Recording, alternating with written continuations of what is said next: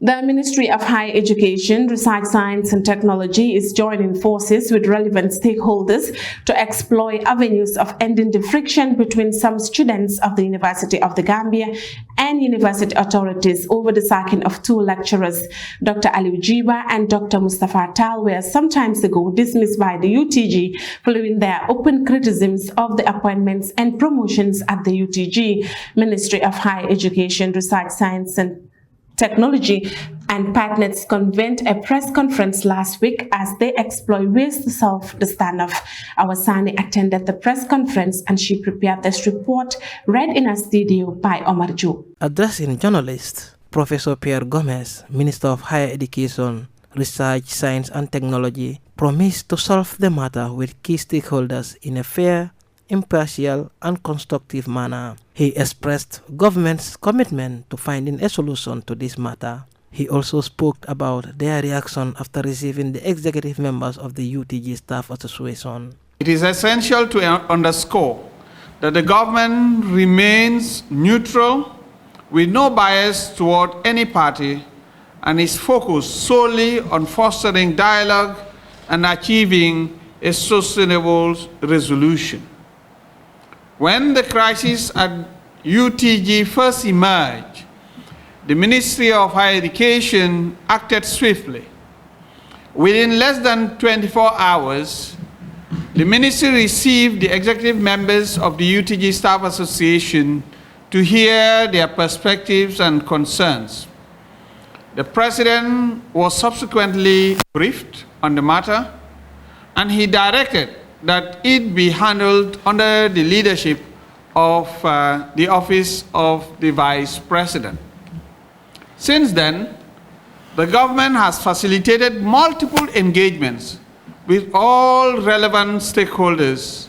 Professor Gomez disclosed that the government was engaged in separate consultations with the UTG Staff Association and the Students' Union. He stated that joint discussions involving both parties were held to deliberate on the way forward, adding that an independent committee chaired by the Labour Department to mediate and develop actionable solutions agreed upon by both parties was established. He explained the reason for the delay in the implementation of their plan to solve the issue. Regrettably, progress was hindered when one of the parties did not attend the committee's sessions, resulting in a delay in implementing the proposed solutions. Despite this setback, the government remains unwavering in its commitment to dialogue and peaceful resolution.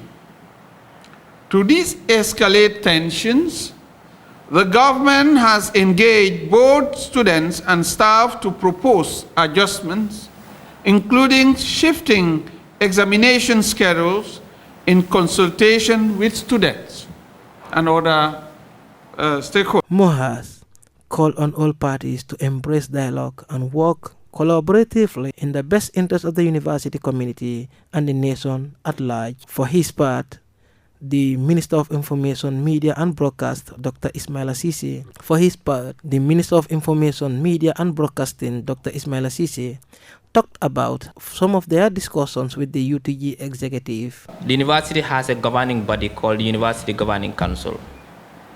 Now, when they take a decision to dismiss two staff based on procedures and processes within the university, only a process can be followed also to reinstate those staff. The final meeting we had with the staff association, we had an agreement that we'll set up a committee to review, because what they want is for reinstatement. But to give reinstatement at least some legal backing, the agreement was amongst both the government side and the staff association that we set up a committee to review the process of dismissal. Just a review process, so that we know exactly whether the dismissal was done following due process or not. At least that could advise us. And we all agree. He asserted that the committee could not complete its work in balancing the issue because both the dismissed faculty staff failed to attend the meeting, which prevented the ministry from taking any decision for now. For Star TV, this is Omar Joe.